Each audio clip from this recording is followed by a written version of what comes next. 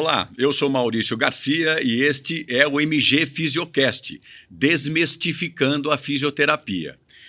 Hoje é um dia muito especial, porque eu estou com um convidado, querido amigo, e vamos falar de um tema muito interessante que eu tenho certeza que em qualquer roda de conversa esse papo acontece. Você pode estar no seu trabalho, pode estar no almoço, pode estar no esporte, aonde tiver, existe esse assunto. Nutrição, dieta. Complicado, né?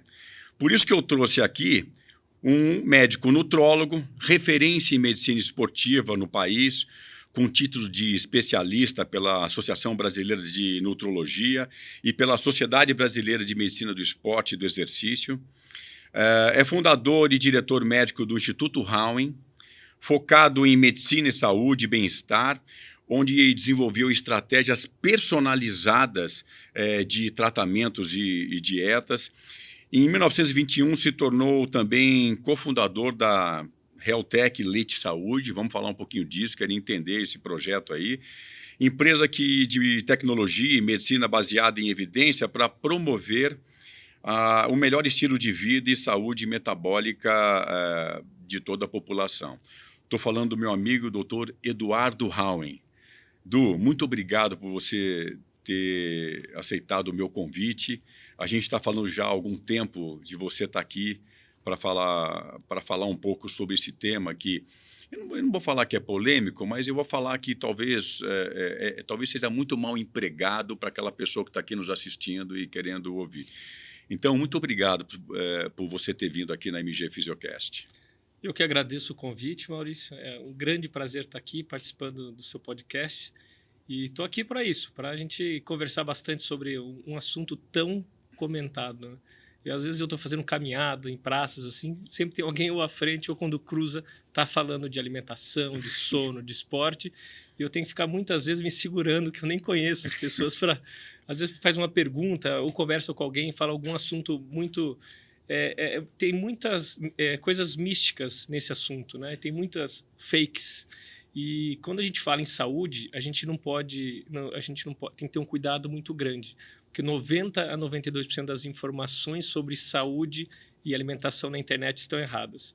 E meu papel como médico é ser um interlocutor e trazer as informações com qualidade. Nossa, interessante, um número grande, né? E como uma curiosidade que todo mundo tem, né? Você tem a formação de anestesista, né? Você fez a residência nessa especialidade e aí você foi desenvolvendo, fez a pós-graduação em nutrologia. O que despertou em você exatamente esse encanto pela nutrologia? Porque eu posso falar, frequento o seu consultório e você é uma pessoa que motiva realmente, você é uma pessoa que faz a gente ser fiel a esse tipo de trabalho. O que te encantou na nutrologia? Olha, eu posso dizer que eu sou de formação anestesista muito realizado, muito bem realizado profissionalmente. Trabalhei desde 2005 no Einstein, então sempre na especialidade de anestesiologia, super realizado, assim, trabalhando num excelente hospital, com pessoas bacanas, a equipe maravilhosa. Só que em 2008 eu comprei uma academia de ginástica. Então foi uma oportunidade ali em frente de casa, uma academia, que depois ela virou a Academia Pelé Club, Morumbi. E eu vi nesse momento ali na academia que existia uma área onde faltava um pouco de medicina baseada em evidência. Então, por exemplo, a nutricionista entendia de nutrição e pouco de exercício, o educador físico entendia de exercício, pouco de nutrição. Então, e o médico, muitas vezes, ele entende de medicina, mas não entende nem de nutrição e nem de esporte. E eu vi que existia uma zona cinzenta ali, uma oportunidade de fazer o quê? Se aprofundar nesse assunto e tentar ficar nesse círculo, pegando as três especialidades, um médico geral, um nutricionista e um educador físico. Foi aí que eu fui estudar. E, paralelo a isso, como aí todo mundo... o Edu tem uma academia. Edu, o que eu faço? Eu tomo whey antes, tomo whey depois. Eu falei, cara, daí eu sempre, a mesma coisa, o médico aprendia o que o cara ali da academia falava, o que o professor mandava.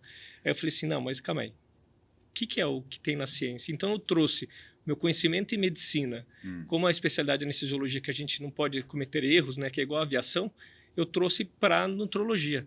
E é onde eu fui estudar, fiz a pós-graduação, depois fiz minha titulação. E quando eu achei que já tinha finalizado aí as titulações, eu comecei a atender muitos atletas. Então, no início, os atletas do UFC.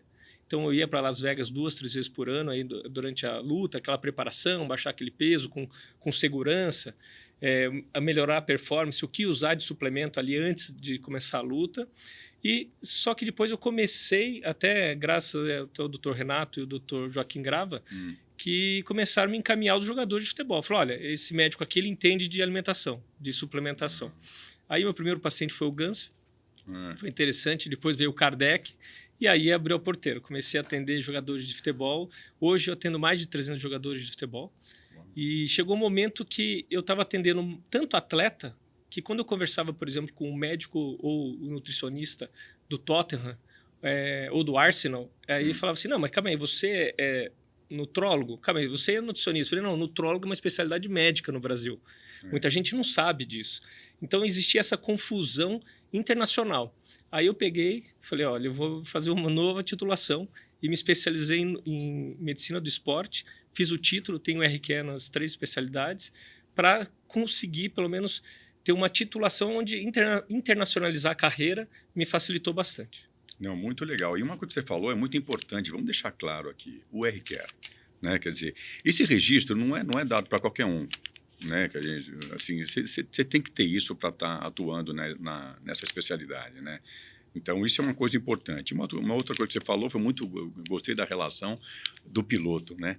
Assim, é muito legal quando você faz essa relação da nutrição com o avião, fala assim, pô, eu quero mais ter um bom piloto aí para que eu continue voando, né? Nesse sentido. Então, muito legal que você colocou essa relação com o avião. E agora, num aspecto geral, Eduardo, a gente, assim, quais são as reais necessidades, assim, mas bem amplo, tá? Nós vamos depois falar em alguns pontos específicos. Quais são as reais necessidades nutricionais das pessoas? Então, por exemplo, a gente fala até que no Brasil as pessoas nem têm tanto problema de alimentação, porque o arroz e feijão ele é rico em quase todos os nutrientes, né? Que é a cesta básica do brasileiro. Mas uma coisa que a gente sente também é a relação das pessoas com a comida. Essa relação a gente sente que não é boa. Essa relação não é boa. Ela tem a comida como um prêmio, como eu mereço, né? Ela como assim, não, mas é só hoje, né? Então, quer dizer, fala um pouquinho dessas reais necessidades e um pouco dessa relação do brasileiro, principalmente, que é o nosso ambiente, com a comida. Podemos dizer que o Brasil talvez é um dos melhores lugares do mundo hoje para ter uma alimentação completa. Como você falou, o arroz e o feijão são grandes alimentos que praticamente ele tem todos os macros e micronutrientes. Quando a gente divide a alimentação, nós dividimos em 3 grandes grupos de macronutrientes, que é proteína, carboidrato e gordura. Essa gordura não é a gordura da picanha, né? A gordura se falar gordura, precisa já ver. É a castanha, é a amêndoa, é as nozes, é o abacate, é o azeite. São gorduras boas. E alimentação, todo mundo sabe. Aí tem os vilões, né? Tem o açúcar, tem a farinha que ele traz para as pessoas um conforto emocional. Então é um comer hedônico. As pessoas usam a alimentação para ter um conforto. Estressado no trabalho, chegou em casa cansado, o que ela faz? Ela vai para o açúcar. Por quê? O açúcar ele tem uma liberação dopaminérgica, uma sensação de bem-estar. Esse paciente tem momentaneamente um conforto. E aí que mora o perigo. Né? Porque esse excesso de açúcar, hoje, talvez é uma das coisas mais importantes que precisamos corrigir na alimentação. Muitas pessoas acham que é a fritura? Sim, é a fritura também. Mas o açúcar, ele aumenta risco cardiovascular, ele aumenta a diabetes, ele aumenta a incidência de vários tumores. Então, é muito importante a gente fazer esse equilíbrio. E cabe nós, profissionais, quebrar o que é culturalmente, né? Que é assim, olha, gente, nós acabamos de passar pela Páscoa. E o que acontece na Páscoa? Todo mundo dá ovo de Páscoa. E ovo de Páscoa é o quê? É açúcar. Então, será que não é cultural? a gente querer... O que a gente dá de presente para uma namorada ou para uma pessoa que você gosta? Você dá um bombom, você dá um chocolate, você dá uma caixa de doce. Então, isso é muito cultural. Então, a gente tem que quebrar hoje coisas culturais. Cara, amar filho, muitas vezes, é não dar o doce. Sim, Né? O que a gente pensa? Assim, eu não lembro... eu não lembro uma tarde que minha mãe não tinha um carinho, que ela não fazia um bolo de chocolate para mim e para os meus amigos, para a gente comer à tarde. Isso é cultural. É cuidado, é carinho. E hoje, com o conhecimento que nós temos de medicina, o conhecimento que a gente tem de saúde, o problema que a gente tem no açúcar, nós aprendemos que, olha, isso não é assim que a gente sabe. A gente sabe que você gosta de mim, a gente sabe que você é carinhosa, mas não é esse o caminho. E como é que a gente quebra isso? São gerações. Então, hoje a gente vai precisar de muitos anos, talvez 20, 30 anos, para que uma mãe talvez entregue para aquelas crianças uma fruta cortada.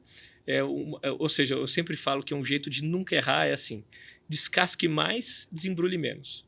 Então, você colocar uma fruta, você colocar uma alimentação saudável, uma proteína, um ovo, um frango, um peixe, comida. Nós precisamos de comida. Com o tempo, a gente foi fazendo o quê? Coisas rápidas, que é o fast food, e o açúcar, então bolo, torta, farinha. Isso tudo, hoje, a gente trouxe para o conhecimento médico, a gente está levando esse conhecimento para a população e, graças a Deus, a gente já percebe que existe uma tendência. As novas gerações estão se cuidando melhor, não estão tomando refrigerante. Então, está existindo essa movimentação, só que é uma coisa muito lenta. Então, nós, profissionais de saúde, é muito importante. Precisamos sempre relembrar, colocar a importância. Quantas vezes eu vou num programa ou falo numa consulta sobre, olha, cuidado com o suco. Suco? Suco natural? Isso para mim, Mas qual a diferença da laranja espremida e de chupar uma laranja? São coisas diferentes. Então, o suco, Sociedade Brasileira de Pediatria, Sociedade Americana de Pediatria, hoje até o ano de idade é proibido o suco. Então, o açúcar que tem nessa fruta, a absorção é muito rápida, então tem malefícios para a saúde. Então, para o seu filho, não dê o suco, corta a fruta, chupa a laranja, coma a fruta. Então, essas são informações que vai demorar décadas para melhorar, mas estamos no caminho. Tem que começar. Não, muito, muito legal o que você falou, inclusive até calha com a ideia dessa continuidade que a gente está dando aqui, porque é uma questão cultural, né? É uma questão de você ter esse acolhimento, esse carinho, né, da criança. E essas experiências anteriores que essa criança teve é o que ela vai levar para a fase adulta. Né? Quer dizer, em todos os sentidos, desde esse acolhimento, ou então a relação com dor, por exemplo, no meu caso, na fisioterapia. Então, as experiências anteriores que ela teve com dor é a resposta que ela tem como adulto. Se eu, profissional, não conseguir enxergar isso nesse meu paciente, talvez eu não consiga lidar bem com a dor. Porque ele fala assim, a dor de cada um é a dor de cada um, mas vem das experiências anteriores. E até como curiosidade, eu falo que, e confirmando o que você falou, eu também acho que era muita coisa de prêmio de acolhimento, né? E eu, quando meu filho era pequeno, eu mostrei para minha mulher, falei assim, você quer ver como as coisas são muito assim, de você dar bala, chocolate? E eu falava para ele, filho, se você fizer isso, papai vai te dar uma salada de tomate. E eu falava com uma entonação como se a salada de tomate fosse aquela coisa mais gostosa. Ele não sabia. E eu cortava o tomate, temperava, que ele gostava com azeite e sal ali, e ele comia isso. Hoje ele está com 23 anos e toda vez que ele chega cansado em casa, antes de jantar, ele pede uma salada de tomate. Cultural. Entendeu? É cultural. Então, é muito legal se falar isso, porque realmente a gente precisa começar a mudar a cultura. Eu acho que até melhorou, como você falou, talvez menos refrigerante, mas, ao mesmo tempo, eu gostei dessa ideia de você descascar mais e desembrulhar menos. Adorei isso aí. Acho que é um slogan bacana da gente seguir. E aí vem para a minha próxima pergunta, que é a questão da obesidade no Brasil. Né? A gente tem acompanhado, tem muitas matérias que saem na imprensa sobre isso, mas Como está hoje a obesidade no Brasil infantil, na adolescência e na fase adulta? Quer dizer, essas campanhas estão realmente fazendo efeito para isso? Eu sei que nos Estados Unidos está uma campanha muito grande, porque as pessoas realmente estão muito obesas, né, lá. Mas como é que é essa relação aqui no Brasil? Olha, é super preocupante, né? Nós estamos vendo os Estados Unidos, que é uma epidemia, né? É uma pandemia, o mundo inteiro. No Brasil, mais da metade tem sobrepeso. Então, imagina, de 10 pessoas, mais do que a metade tem sobrepeso, ou seja, 56% da população tem sobrepeso. Obesidade, 20%. De 22% no homem até 30% na mulher. Então, de 30 a 48 anos. A mulher tem um pouquinho mais de obesidade que o homem tem um pouquinho mais de sobrepeso que a mulher. Então, nós estamos falando quase que 1 a cada 4 pessoas ela é obesa. Uau! Né? E o que preocupa mais a gente, que de 2006 para 2022, 2023, que foi onde foi a última análise, aumentou muitas vezes. E está aumentando.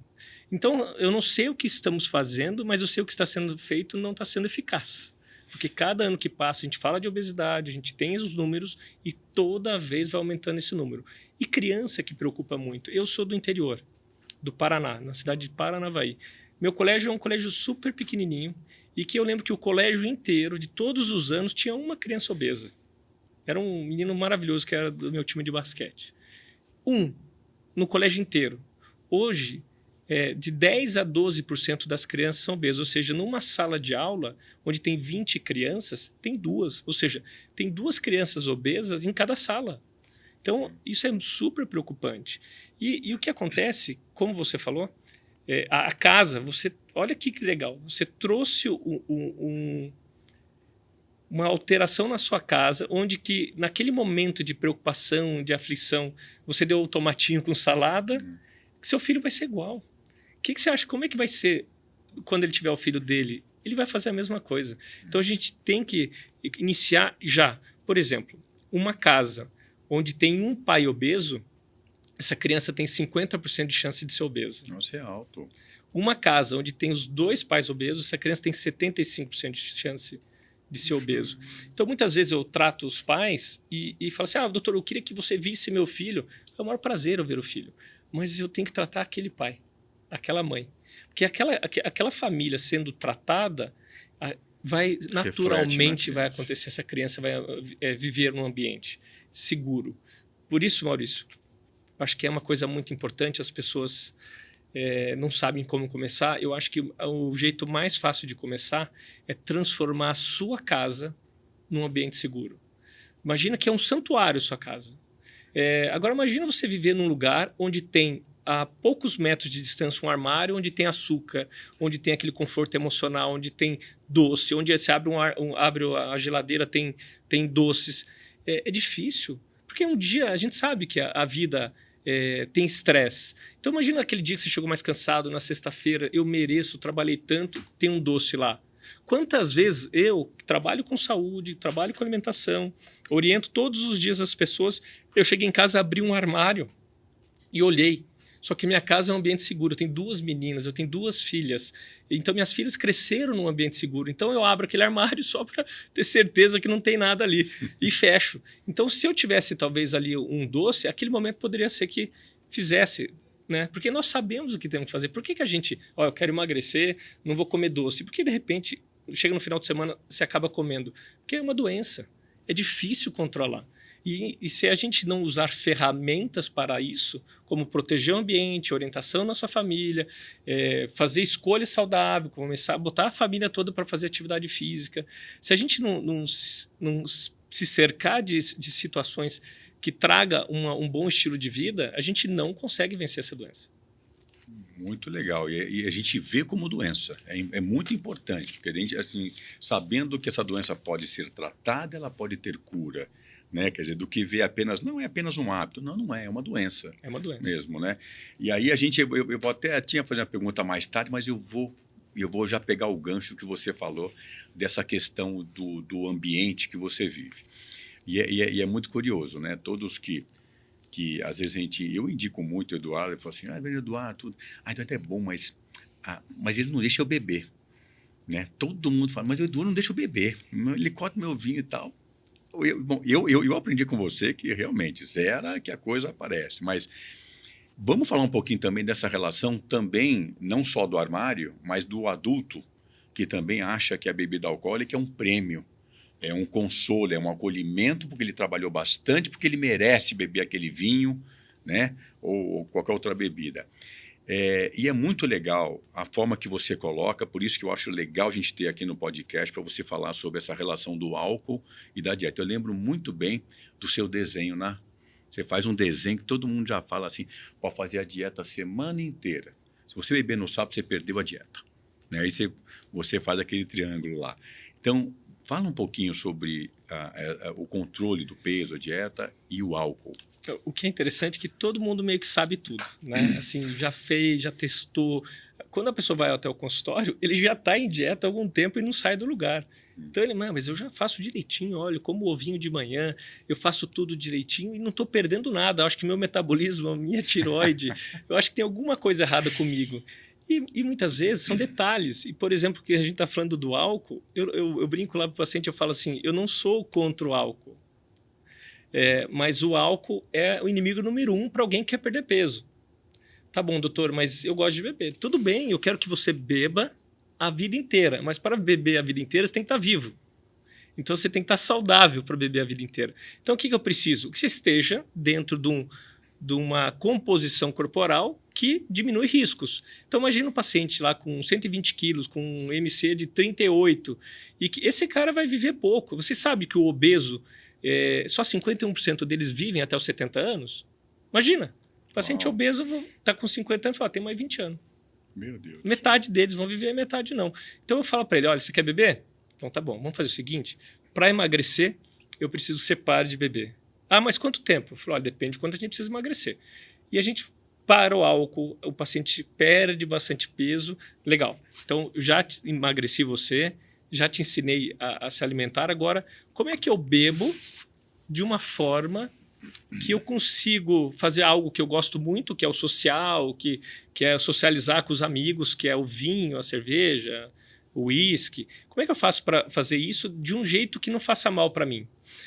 Como médico, eu tenho que dar uma informação técnica. Não existe dose segura de álcool, tá? Mas quanto maior a quantidade, maior a incidência de doenças. E essas doenças são várias, né? Desde obesidade, a risco cardiovascular e câncer. Mas calma aí, álcool causa câncer? Sim, álcool aumenta a incidência de 13 tipos de tumores. Então, o álcool ele tem um malefício. Mas se eu diminuir a incidência, às vezes eu não consigo nem correlacionar ele com o tumor. Então, quer beber? Um dia. Talvez você quer mais ativo, 2 dias, mas nunca 3. Bebeu 3 vezes na semana, nós estamos falando de 5 meses no ano. O cara que bebe 3 vezes na semana, ele bebe 5 meses no ano. Já parou para fazer essa conta? Então, imagina, eu bebo, doutor, só quinta, sexta, sábado, domingo, 4. Esse cara, ele bebe 60% do tempo. Ele bebe 7 meses no ano. Então, a pessoa não para pensar nisso. Então, vamos beber 1 a 2 vezes por semana, valorizar aquele momento. Né? Por quê? Porque dessa forma você está cuidando da sua saúde, você está conseguindo manter seu peso, você está melhorando a sua memória, você está cuidando da sua musculatura, porque o álcool diminui 35% o ganho de massa muscular, o álcool tem um aumento de demência, então tem todos os malefícios do álcool, então diminui a incidência. Faça algo prazeroso, mas com equilíbrio. A vida é equilíbrio. Né? Então a gente tem que ter equilíbrio na vida. E o álcool talvez é um dos assuntos que eu mais gasto energia no consultório, e falando, ó, não sou contra não. Vamos emagrecer, estando saudável, vamos beber de um jeito saudável para você beber a vida toda? Eu vou fazer melhor para você do que você está fazendo hoje. Já que você gosta de beber, vamos beber por mais tempo. Essa, eu acho que é o segredo, sabe? É equilíbrio na vida. Muito legal, não? Muito bom, porque é importante a gente tocar nisso daí, que as pessoas não têm o conhecimento exatamente desse princípio. A questão não é o álcool em si, mas, de novo, é o ponto de equilíbrio que às vezes não acontece. Eu durante essa vez que a gente fez alguns anos aí tratando com você, eu aprendi uma coisa muito bacana com você, que foi entender a relação de massa gorda e massa magra, e não peso corporal.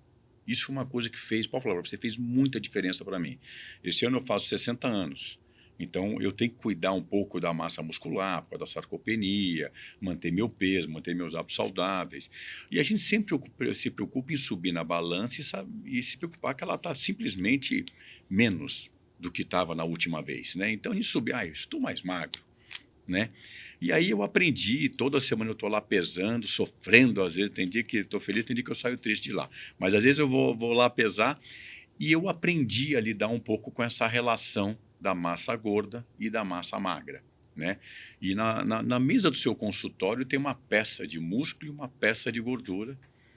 Acho que você faz de propósito. Impactar ali, a gente olha ali e já fala, meu Deus do céu, né? Prefiro essa coisa vermelha aqui, não essa coisa amarela, né?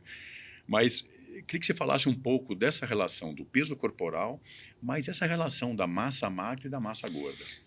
Voltamos à cultura, o que é cultural, né? Quando você nasce, o que você sabe? Eu nasci com 4 quilos, eu nasci com 3,5 quilos. Essa é a referência que a gente tem no nosso nascimento. Quanto centímetro de altura e quanto de peso. Então, de novo, é cultural. Essa é a referência que nós temos. Então, a vida inteira, eu estou pesando 40, eu estou pesando 45, estou pesando 60, estou pesando 65. Isso é o que a gente tinha de informação. Com o advento da melhora de conhecimento de medicina e trazer isso para a população, ou seja, a gente escalar isso de uma forma, a informação para toda a população, a gente começou a entender, calma aí, os 60 quilos pode ser uma paciente com 60 quilos obesa e pode ser uma paciente com 60 quilos com porcentagem baixíssima. Então, o que é? Composição corporal. Quantidade de músculo, quantidade de gordura, que daí a gente tem um equilíbrio de composição. O que é o normal? O homem de 10 a 20% de gordura e a mulher de 18 a 28% de gordura. Então, quando alguém vai lá no consultório e fala, doutor, estou pesando 60, é muito? Eu nem olho, eu não olho o peso, eu olho a composição corporal daquela pessoa. Porque existem mulheres que são leves, pesam 59 quilos e têm uma porcentagem alta de gordura. E o contrário, tem aquela mulher da mesma altura que pesa 63 quilos e com muita massa muscular e com pouca gordura. E eu falo para as mulheres, esquece peso. Na sua casa, se você não tem uma bioimpedância, que hoje tem várias bioimpedâncias que dá para as pessoas terem em casa, eu falo, olha, esquece peso, põe a sua calça. Se você está com 60 quilos, a calça está entrando. Se você estiver com 62 quilos, a calça está entrando, fica tranquilo. O dia que você estiver com 57 quilos e a calça está apertada, aí a situação tá ruim. Você perdeu massa muscular e ganhou bastante gordura. O músculo é um órgão muito denso, pesado. Então, uma peça de 600 gramas de massa muscular, ela é assim, durinha, densa. Se você pegar o mesmo peso, uma gordura, 600 gramas de uma gordura, ela é uma peça maior, mais mole, com maior volume. Então, se a pessoa chegar para mim no consultório e falar, doutor, eu estava com 60 quilos quando eu vim aqui, eu continuo com 60 quilos, mas eu ganhei 2 quilos de músculo e perdi 2 quilos de gordura. É a mesma pessoa, com o mesmo peso, só que é uma composição corporal totalmente diferente. Então, Maurício, e que eu digo também, as crianças hoje, com que idade você fez uma bioimpedância? A molecada hoje, 7, 8, 9 anos, já tem essa informação, já está começando a chegar para gerações menores. Então, a molecada hoje já entende. Chega os meninos adolescentes, que na minha época eu queria, todo mundo quer, eu acho que é muito engraçado que é todo mundo igual. Chega os moleques de 13, 14 anos, todo mundo quer ficar grande e forte. Então, os moleques estão começando na musculação, quer tomar suplemento, quer tomar whey, quer tomar creatina. E essa molecada hoje tem informação. Ela chega assim, eu tô com tantos % de gordura. Então, é legal essa mudança cultural. As crianças estão começando melhor, ou seja, elas vão ser adultos com um aprendizado sobre composição corporal maior do que a gente foi na nossa época. Não, muito. Não, de novo, é interessante quando a gente conversa, a gente volta para as questões culturais, questões de hábito, questões do ambiente onde essa criança vive. E é verdade, né, que a gente investir nessa criançada hoje, a gente vai tornar uma população mais saudável. Mas eu acho que, como você falou no começo, talvez a gente vai precisar de uns 20 anos aí para que essa coisa aconteça, né? Agora, vamos para um lado talvez um pouco mais crítico aqui, que é o seguinte. Todos procuram um profissional de saúde, um nutricionista, um nutrólogo, um endócrino, um profissional que vá resolver o problema dele com peso, com a dieta, tudo. Mas, Edu, todo mundo vai querendo saber do pulo do gato. Então, todo mundo quer assim, isso não tem nenhum... Eu tenho que tomar alguma coisa. Porque ninguém está preocupado em fazer a dieta. Todo mundo quer ir lá para pegar, né, ou um suplemento, ou um remedinho. Não tem um comprimido que eu ponho embaixo da língua e eu emagreço. Acho que 100% das pessoas vão querendo ouvir alguma coisa diferente. E muitas vezes as pessoas saem frustradas de um consultório e falam assim, que você só deu a dieta. Você só deu a alimentação, só deu a dieta. Fala, esse médico me deu uma coisinha para eu tomar, né? Então, eu falo nisso porque a gente abre qualquer capa da internet, ou você pesquisa, ou até você recebe esses inbound markets no Instagram, nas redes sociais, sobre suplementos, sobre coisinha que tá. Qual que é a real situação dessa questão de medicamentos? E já vou mais fundo, já juntando as duas perguntas. Que a gente falasse um pouquinho do tal do Ozempic, né? Quer dizer, sem nenhum tipo de crítica, nada, mas apenas porque ele tem a sua indicação precisa. Mas eu gostaria que você falasse um pouquinho sobre essa expectativa das pessoas em ter suplemento. Como você falou, é o moleque que quer tomar whey protein ou a creatina, que existem altos e baixos. Fala um pouquinho dessa... É o atalho. O atalho. Né? O atalho. As pessoas querem o atalho. E é muito interessante, é a procura do elixir, né? O que é eu lembro que o Goji Berry, até hoje eu recebo, o Goji Berry emagrece, né? Nada emagrece, né? Não tem isso. Existe um conjunto de atitudes que você faça e que, do jeito certo, que você consiga fazer um controle de peso, né? E aí, tem pacientes que ele vai na sua consulta, ele entendeu o que você falou, ele captou toda aquela importância, mas ele tem uma doença, que é a obesidade. Então, ele tem mais fome que o normal, ele tem menor saciedade. E esse paciente, muitas vezes, ele tem o conhecimento, ele tem a informação, mas ele não consegue. Então, Maurício, eu divido o consultório em 3 pacientes. Paciente número 1, ele foi no consultório, ele entendeu que para perder peso tem que fazer um déficit calórico, tem que aumentar a atividade física, diminuir a alimentação, e depois de chegar num peso adequado, ele tem um equilíbrio, aí já libera lá o final de semana, ele tomar o álcool dele 1 a 2 vezes na semana no máximo, ele mantém o peso. E esse paciente ele tem que ter um cuidado muito grande quando ele viaja. 15 dias de Orlando, tomando sorvete, comendo errado, ele vai ganhar 5 quilos de novo. Então, esse paciente, ele entende tudo que eu falei, ele entendeu que na viagem ele tem que se cuidar e final do ano ele tem que se cuidar bastante. E esse cara nunca mais engorda, ele aprendeu. E tem o paciente 2, ele vai lá no consultório, ele aprendeu tudo que o paciente 1 aprendeu, ele entendeu tudo, até perdeu peso, mas ele tem muita dificuldade de seguir. Tem até dificuldade de baixar o peso. Esse paciente, muitas vezes, existem ferramentas, são os remédios que ajudam no controle do peso, né? Então, você usar um Ozempic para um paciente que não consegue fazer a dieta, e ele entende que tem que fazer, mas não consegue porque tem muita fome. Esse paciente, ele com a medicação, ele consegue, o limiar dele de fome diminui, ele consegue seguir as orientações, ele aprendeu e ele tem um cuidado maior em viagem e final do ano e segue com a medicação, né? E aí também existe o paciente 3. O paciente 3 ele foi no consultório, você explicou tudo para ele, que ele precisa tirar o açúcar, tirar a farinha, comer menos, mas ele, o Ozempic está aí para isso. Né? Então ele vai, toma o Ozempic e esse paciente até emagrece, porque assim, o Ozempic ele acaba diminuindo a fome. Esse paciente comia bastante, ele com o Ozempic come menos e ele continua comendo errado. Então imagina, esse paciente comia 10 quilos de coisas ruins, aí com o Ozempic ele come 7 quilos de coisas ruins. Ele perde peso? Perde, mas ele continua comendo coisas ruins. E o que são coisas ruins? São os embutidos, aumenta câncer de intestino, é o açúcar, que a gente já sabe o malefício que faz. Então, qual o benefício que eu, como profissional de saúde, fiz para esse paciente 3? Nenhum, Maurício. E o mais interessante é que esse paciente 3, ele vai trocando de médico. Ele vai atrás de algo mágico. E não adianta. E é muito comum esse paciente, ele volta um dia no consultório e vê que precisa mudar. Só que muitas vezes ele vem com um problema. Esse é o problema, né? Então ele passou comigo 10 anos atrás, de repente agora ele volta porque teve um câncer de mama, ele volta porque teve um câncer de intestino e, doutor, eu preciso me alimentar melhor. Então é isso. Eu, no consultório, eu vejo uma linha do tempo desde uma criança obesa ou iniciando a vida até um senhor idoso, eu vejo nesse caminho, eu vejo todas as doenças possíveis, eu vejo tudo que acontece. A gente consegue ter a imagem. E o paciente, ele não vê, ele vê só o transversal, ali, aquele momento. Então, nós médicos temos que ser muito críticos. E é difícil a gente falar no consultório. Como é que a gente fala, um paciente que foi lá só para perder 3 quilos, como é que eu falo para ele de câncer? Que assunto chato. Eu como médico, eu preciso trazer a informação.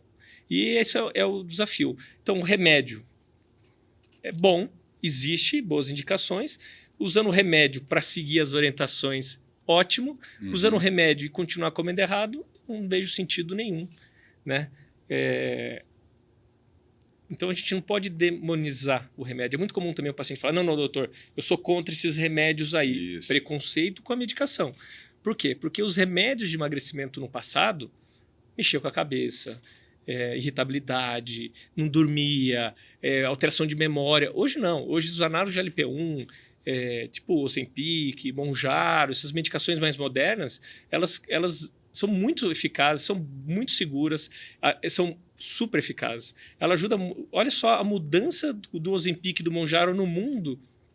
Se você olhar uns reports americanos, mudança já do tipo de alimentação. Então, diminuindo o fast food, aumentando legumes, vegetais e frutas. Então, existe já o remédio tira aquele comer hedônico, ele melhora o comer hedônico, aquele comer emocional, e as pessoas começam a comer alimento mesmo. Então, o remédio, ele tem sim sua indicação, ele é uma boa medicação quando bem indicado, e é uma péssima ferramenta quando mal indicada. Mal indicada, né? E aí fica a famosa indicação, né? Quer dizer, não se automedique, né? Quer dizer, procure um profissional, médico, nutrólogo, que possa realmente ver a necessidade de você fazer uso ou não disso, né? Sem nenhum tipo de preconceito, né? Porque ainda existe um certo preconceito, mas é verdade. Eu também já ouvi falar muito assim, eu tomo para poder comer. E eu falei, uau, pesado isso, né, que a gente ouve, né? Então, mas é uma coisa apenas que fique a mensagem realmente de procurar um profissional médico especializado para que você possa receber a melhor orientação do uso desses, não só dos medicamentos, mas de suplementos e assim por diante, né? Falando um pouquinho no peso de novo, sobre o equilíbrio da massa magra e a massa gorda, a gente, após uma certa idade, né, a gente começa a ter dificuldade de manter ou até mesmo de ganhar massa muscular. Não vamos nem falar exatamente do aspecto da sarcopenia, que é a perda da massa muscular, que isso acontece com todos. Talvez as mulheres também na fase da menopausa, isso acontece, é ingrato, né, para a mulher essa fase da menopausa, mas também sobre essa perda da massa muscular.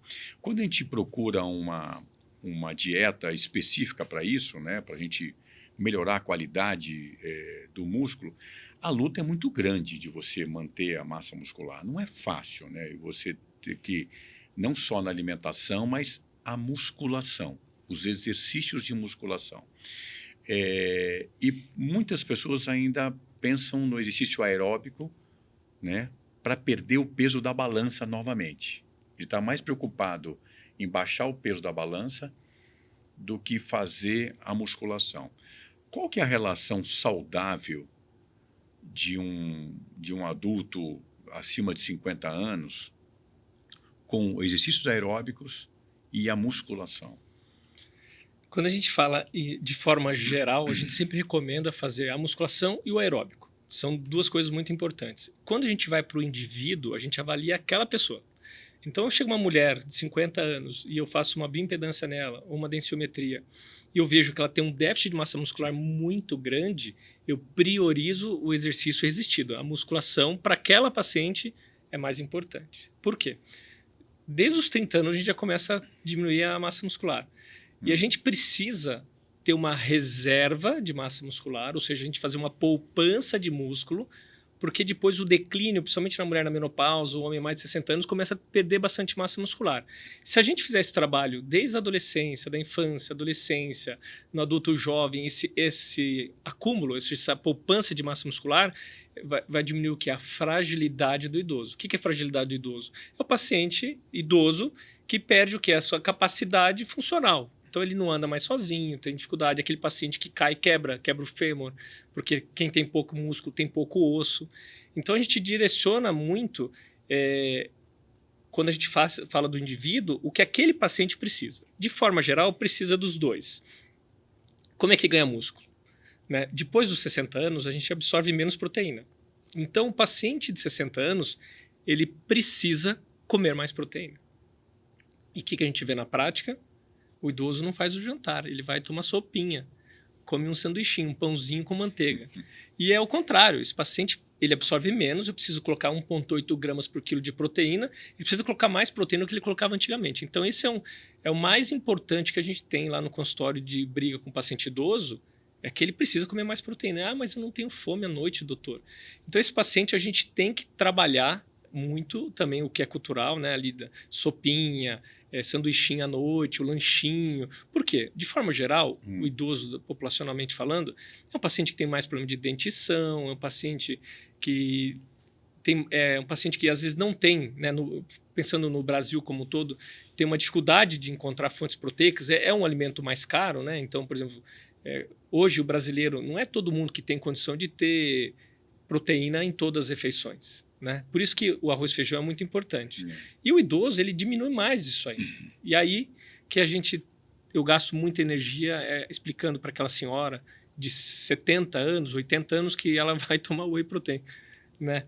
Fala, olha, você precisa comer. Ah, mas não consigo, doutor, eu não tenho fome. Eu falei, então vamos tomar um líquido, tomar 200 ml de uma água com uma proteína para te ajudar a chegar na quantidade que você precisa. E aí, esse tipo de trabalho, muitas vezes, entra o suplemento. Quando o paciente não consegue comer e não atingir a proteína adequada, a gente entra com a suplementação.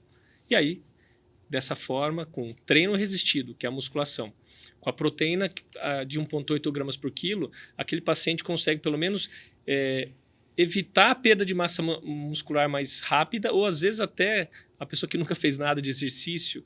Nunca é tarde para começar, Maurício. Eu tenho paciente lá com 80 anos que não fez nada, a vida inteira não fez nada, 70 anos ela começa a treinar e ela tem um ganho. Então, é possível ganhar massa muscular? Sim, é possível. Não é o fisiológico, não é o caminho mais comum, mas cara, todo mundo melhora se mudar os hábitos, se melhorar. Se você começar a fazer atividade física, comer melhor, tudo melhora. Então, eu brinco que não importa quando você vai no nutrólogo. Assim, não importa quando você vai no médico mudar o estilo de vida. Qualquer momento da sua vida que você for, desde os 5 anos de idade até os seus 100 anos, você vai ter grandes benefícios.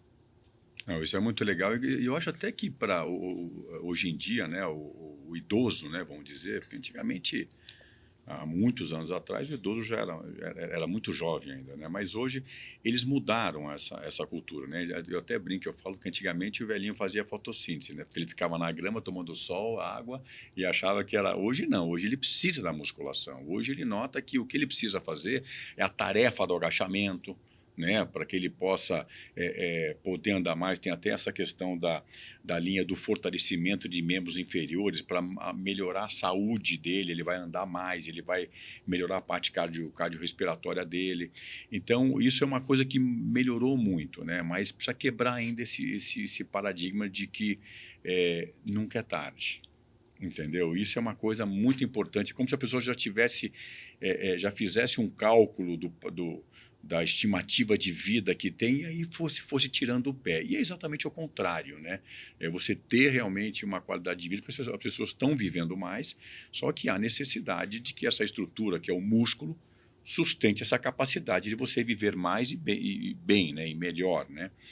E falando ainda em músculo, eu vou te dar uma demanda muito difícil dentro da fisioterapia agora, né? Que são os pós-operatórios, né? Que a gente recebe, principalmente de joelho ou de membros inferiores. Faz uma pós de quadril, uma de joelho, opera um joelho, um tornozelo, ou até mesmo coluna. Que essa luta nossa de ganho de massa muscular. Então, já vem com a orientação do médico, ortopedista ou outra especialidade, falou assim, olha, vamos ganhar amplitude de movimento e vamos trazer músculo para essa pessoa. E eu faço e o músculo não vem. É impressionante. É claro que em um certo momento esse músculo aparece e ótimo, mas tem alguma coisa que eu possa orientar o meu paciente pós-operatório, como você falou, será que vale a pena nesse pós-operatório ele entrar com uma suplementação de um whey protein, de alguma coisa que possa auxiliar, ou isso ainda é nebuloso ainda, né? Olha, eu acho que eu vejo, né, muitos pacientes que você me encaminha, tudo existe, vai operar o joelho, eu vejo que você coloca ele para fazer exercício antes, né? Antes da cirurgia. Vou operar o joelho aqui daqui 2 meses. Às vezes tem um preparo pré-cirúrgico, né? Quando possível, claro, né? Então o paciente ele trabalha já um ganho de massa muscular para aquele momento de cirurgia no pós-operatório imediato, a gente sabe que ele vai perder bastante massa. Agora, existem ferramentas que nós profissionais conseguimos fazer. É fazer o pré, que é esse preparo antes, já aumentar a ingesta proteica desse paciente para 2,5 gramas de proteína e o treino de resistido de força antes e depois a fisioterapia precoce quando o ortopedista liberar. Que hoje isso aí faz totalmente a diferença no pós-operatório cirúrgico. Existem ferramentas, além do suplemento como whey protein, creatina. Existem equipamentos como o campo magnético que ajuda no ganho de massa muscular, então esses campos magnéticos são aparelhos que faz uma contração por campo magnético e que tem um ganho de massa. Então, por exemplo, paciente que tem uma articulação que ele não pode mexer, mas a gente pode trabalhar os grandes músculos, por exemplo, quadríceps, bíceps femoral, no caso de um paciente de joelho, que é uma estratégia que a gente tem de imediata, né? Então, é uma forma que a gente tem. Outra, apesar dele ter operado o joelho, continuar a atividade resistida nos outros membros, então, porque melhora o cardiovascular dele, existe a irrigação, existe o cara que está treinando o braço de um lado, ajuda no ganho de massa muscular do contralateral. Então, isso tudo vai ajudando o paciente naquele pós-imediato. Por quê? Esse paciente vai começar a andar melhor, esse paciente melhora o resultado cirúrgico, esse paciente ele diminui o risco de trombose. Então, tem vários benefícios para a saúde. Então, é mandatório. Hoje, existe um preparo pré-cirúrgico, ali no primeiros dias pós-operatório imediato e na recuperação. Então, nutricionalmente falando, esse paciente ele precisa estar sendo assistido. Ele tem que estar sendo acompanhado, porque é outro resultado clínico, é outro resultado cirúrgico. Não, isso é legal. A gente tem feito, mas mais no bom senso do que nesse sentido. Mas eu até pergunto para os meus pacientes, você tem alguma pessoa que ele acompanha na parte nutricional, tudo? Tenho, não tem. Você não quer bater um papo com ele e ver o que ele pode... Porque a pessoa já conhece o histórico do paciente, né? Ótimo. Então, eu sempre falo para meus pacientes, procura lá, vê se ele consegue nos ajudar aqui um pouquinho, com alguma suplementação, mas como vem acompanhando, não tenho. Aí você entra com alguma sugestão. Olha, você precisa aumentar a ingesta de proteína, né? É o que nós temos talvez um pouco mais palpável para a gente lá, entendeu? Nesse sentido. Então, é uma coisa, é uma luta grande. E duas coisas que você falou que eu queria até a gente assim, se aprofundar um pouquinho. Aliás, na verdade, primeiro da eletroestimulação, porque dentro da fisioterapia nós temos a eletroestimulação convencional, né? O FES, a corrente russa, tudo. Mas essa eletromagnética realmente é uma coisa que traz muita eficiência em poucas sessões, né? Então, dá para você fazer 3 ou 4 sessões e isso talvez resgatar já um músculo e poupando a articulação. Acho que isso é legal. Agora, fala um pouco da creatina, entendeu? A creatina, ela surgiu, depois ela deu uma sumida, né? E agora apresentou de novo, pessoas falam que retém um pouco de líquido e tal. E aí, fora no mercado, que assim, tem creatinas e creatinas, então a pessoa acaba criando até uma certa aversão, porque ela não tem informação adequada sobre a creatina. E fala, inclusive, em outros benefícios, não só para o músculo, né? Saiu uns trabalhos sobre a questão de cognição. A creatina realmente hoje ela é um bom suplemento? Olha, a creatina talvez seja um dos suplementos hoje mais eficazes que existem, né? Então, que não tenha dúvida. Tanto está entre os 5 suplementos que melhoram a performance esportiva, então cafeína, nitrato, bicarbonato, betalanina e creatina são os 5 suplementos. Então, vou tomar esse suplemento para melhorar a performance, TCM, BCA, nada disso melhora a performance. Então, o que melhora são só esses 5 e creatina está entre eles. É um complexo de aminoácidos que ele realmente tem um benefício muito grande de massa muscular. Qual é o problema da creatina que eu vejo? As mulheres, cultural também. Não vou tomar isso, que incha. O que acontece? Porque que é a noção que, voltamos a dizer culturalmente, o que a mulher tem de referência de peso? É a balança dela. Então ela tá lá, ela pesa 50 quilos, aí o médico dela dá para ela, o nutricionista dá para ela creatina, ela vai tomar creatina. Nossa, doutor, eu estou com 51 quilos, 50,5. Isso aqui está me inchando e engordando. Não, a creatina ela fica dentro do músculo. Então ela ajuda. Você não fica com edema, inchado, você fica com água, mas dentro da massa muscular. O que aumenta a força, o que ajuda o que a gente quer. Isso é um resultado que a gente quer da creatina. O que se descobriu, além disso, é nos benefícios da cognição. Então, o paciente idoso que fizeram uso de creatina melhoraram as provas de cognição. Então, eles faziam um questionário, tomaram creatina, e essa creatina melhorou a resposta dos testes de cognição. Quando tirava, piorava de novo, dava creatina, melhorava.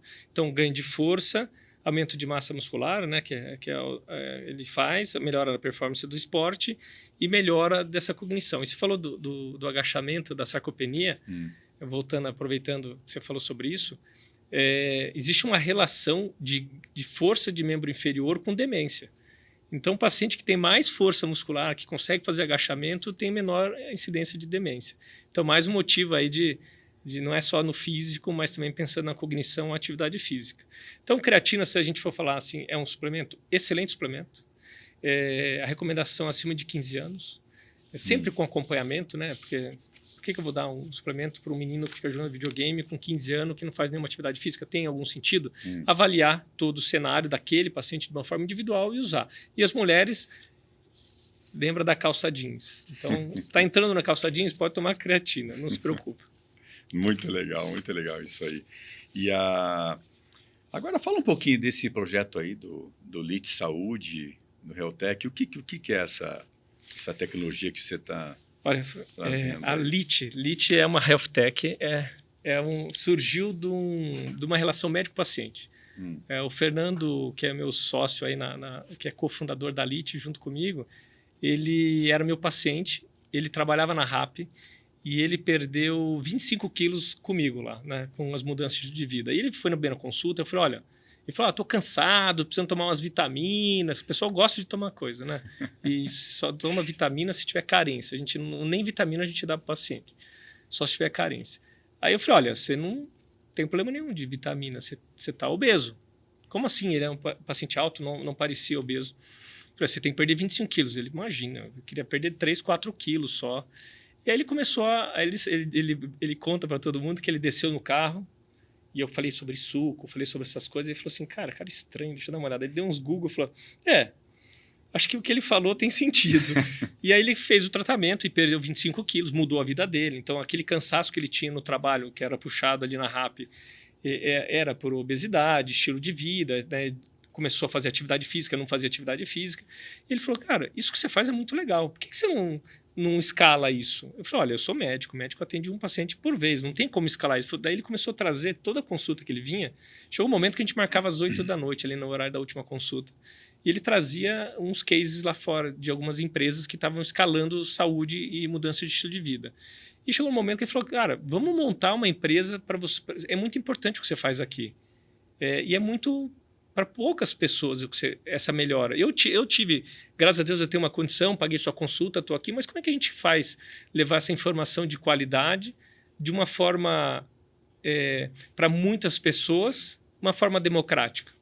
Vamos montar uma empresa, vamos escalar isso aí.